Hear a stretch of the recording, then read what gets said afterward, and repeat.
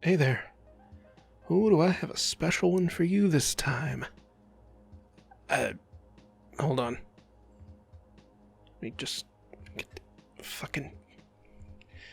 Sheesh. Talking about spoilers.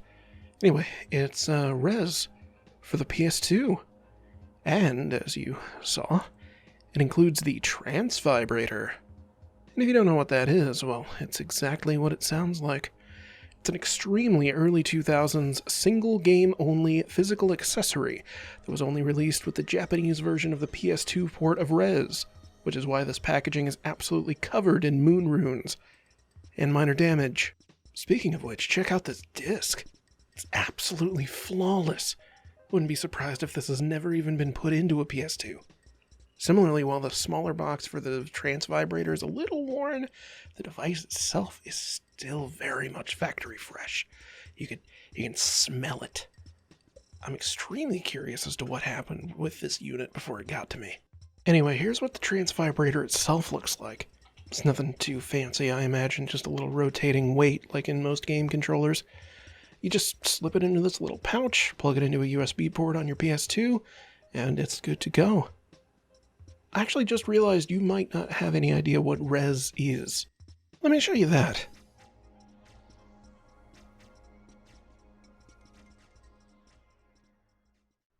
The world has become massively overpopulated. The rapidly expanding network society has been crippled by rising crime rates and is on the verge of meltdown.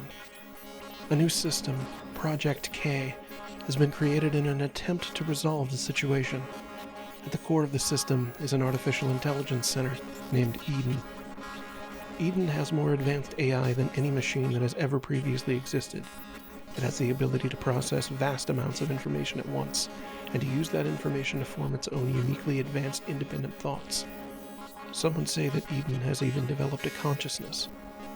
However, Eden became confused when the flow of information being sent to it began to greatly increase in speed and volume.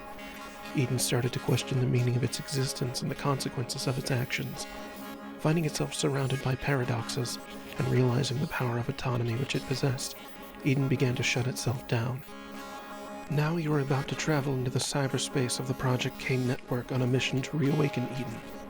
You must gain access to each area and level of the system, destroying any viruses and firewalls you encounter. Open your senses. If that isn't some of the most 2000 cyberpunk-ass, Ghost-in-the-Shell-ass, badass shit you've ever heard, then I don't know what is. While there is some delightfully flowery language in there, the game is actually just Panzer Dragoon. You hold down a button, you highlight up to 8 targets, and then you let go, and they blow up. And there's a bomb button for whenever you freak out because you're going to die. Yeah, the gameplay is really simple, but that's okay, because just like Panzer Dragoon, the real appeal is what's going on everywhere else. The first stage starts you off in this barren techno landscape, but as soon as you kill something, it blows up into these pretty fucking colors, there's lights everywhere, the aesthetic is already starting to show itself. Everything you do is mirrored by this little pseudo-console thing in the top left of the screen. You lock on, you fire, you pick up power-ups, all that shit. Because you're a hacker, remember. You're not just some fat dork in the basement recording a YouTube video about a game from 20 years ago.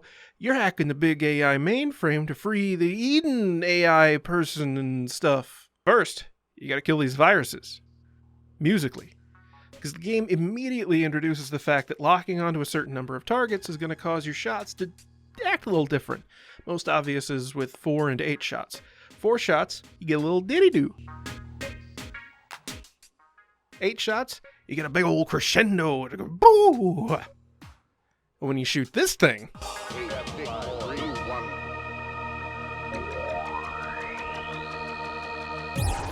that's when the game actually starts.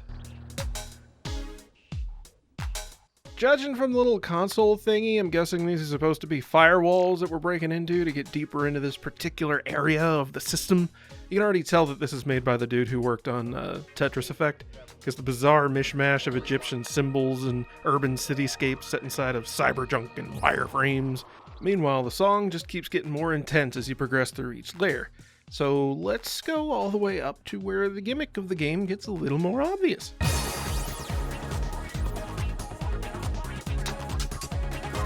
Oh, hey, my character looks different. Yeah, it's because the health system is based on these like form levels. See this bar down here, it gets filled up when you collect the little blue diggly-doos, and when the bar gets filled up, you upgrade to a higher form, and your shots and the sounds associated with them get all different. So anyway, you know we're a hacker and we gotta deal with security systems and all that shit. Well, those come in the form of bosses, like what's coming up right now.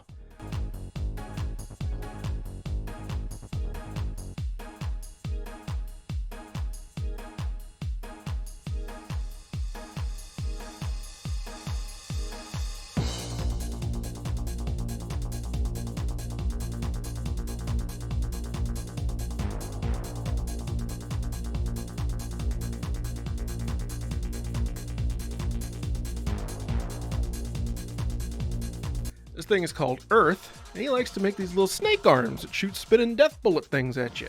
And when you really piss him off, he starts spinning those tiles from A Link to the Past around himself until you kill him. I'm not gonna lie, I love the boss of Area 1. But the level itself, after the first 5 layers or so, it's just kind of the same thing. It's not all that exciting. But, you know, it's tutorial level, whatever. Area 2, on the other hand, has some really cool moments.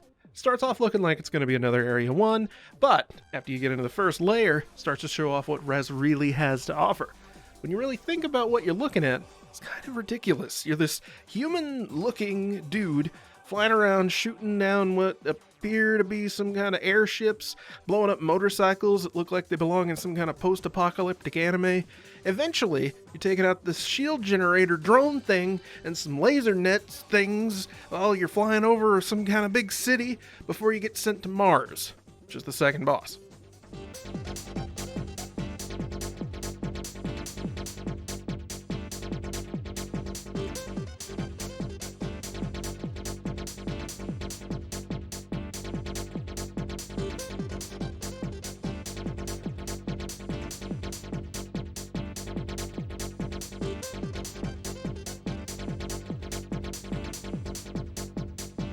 This guy is a pain in the ass.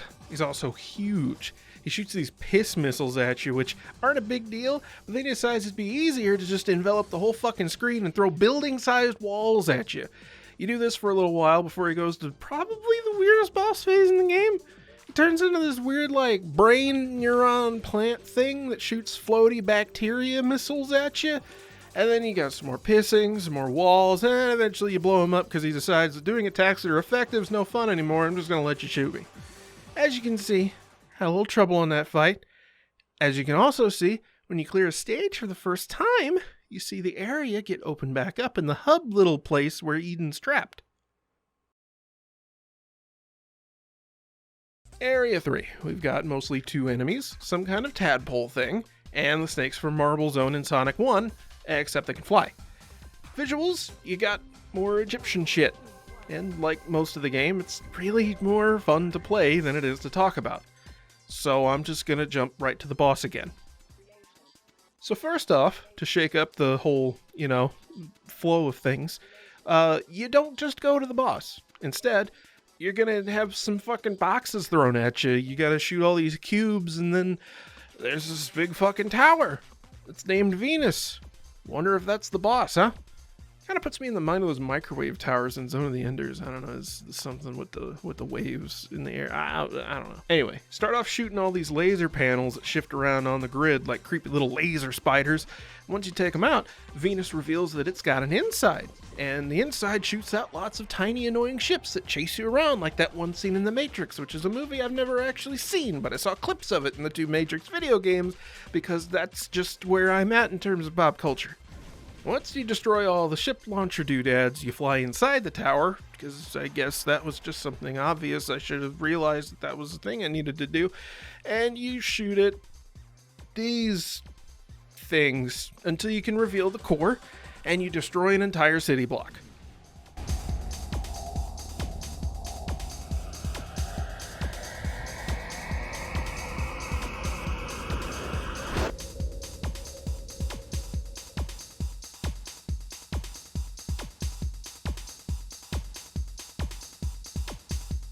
Okay, one last area, we're done here.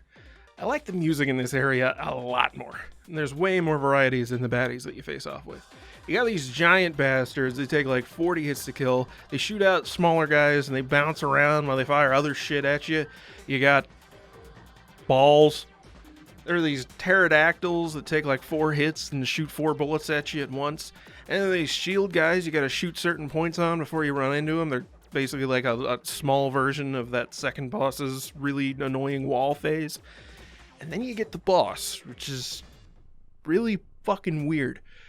Its name is Uranus. Starts off and it's just a bunch of cubes that kind of spin around and shoot stuff at you. But you blow up enough of them, and the boss turns out to be this little UFO saucer thing. That's kind of cool, huh? And so when you destroy all of his cubes, he runs off, gets some new cubes, and then he, like, shapes them up into weird forms, like a ball and a guy.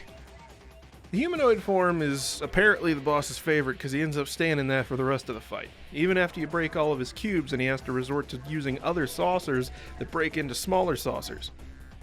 I'm not really sure how this fight is supposed to work other than you just shoot the shit out of him.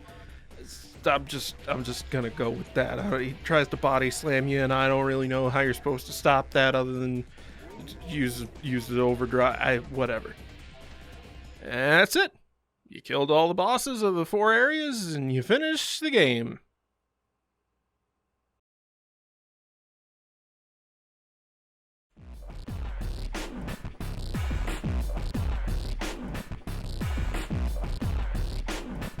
Alright, so Area 5 is like why the game exists, if you ask me. If there is any part of this game that I want people to experience, it is this. And what sucks about that is I don't feel like you get the full experience of Area 5 without having played the rest of the game.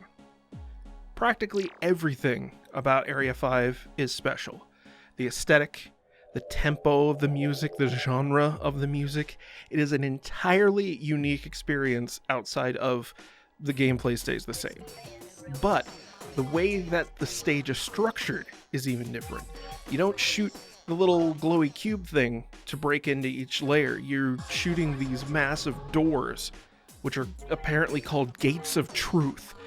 And behind them, you get just a portal to the next layer, but also a line of text describing the history of the world, which I guess is supposed to be how Eden's thought processes went in realizing the gravity of her existence and like where she lies in relation to humanity. And like, it's fucking crazy how much this is different from the rest of the game. Look at this shit. You're fighting a fucking titanic pillar that appears to be bigger than every other boss combined together. And whenever you kill it, the music reaches this point that feels like you just finished a boss fight, but you haven't. It was just a regular enemy and you have to keep going. And it feels incredible. Like, I cannot portray this accurately. It feels so good.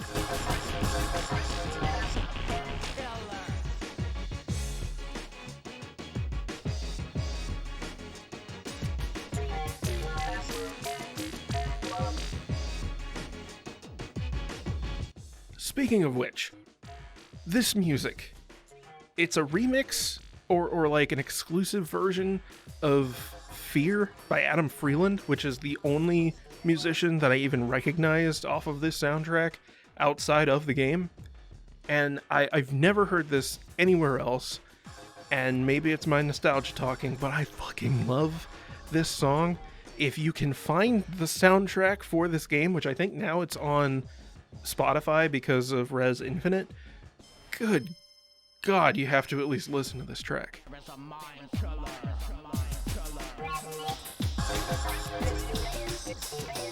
And it works so well with what's going on. Like, look at this part where you fight a giant flying mecha beetle angel right before you get to where Eden has an existential crisis, and then you fight another one.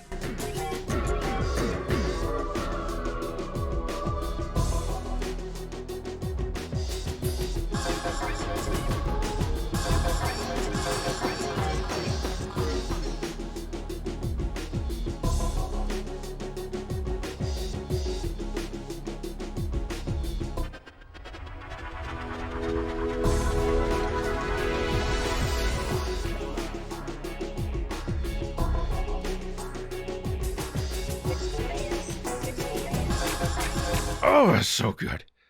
And that's it. Eden's free for real this time, and no, never mind, you gotta turn into a space fetus and start the boss rush. Each boss is pretty similar to the original form, but with all the fat cut out and some visual changes. Before each fight, you get a little message from Eden, who's apparently now awake and aware that you're in her house. She's scared of you at first, but then she asks for your help when she realizes that anything's better than being trapped inside a box with nothing but your thoughts. Then comes a real final boss. You shoot at these spinning rings that cause these tower things to open up and then launch tiny ships at you. Honestly, it's not the most inspired thing in the world, but the way Eden slowly reforms as you destroy parts of the machine trapping her, along with the arena breaking away, it does feel suitably final.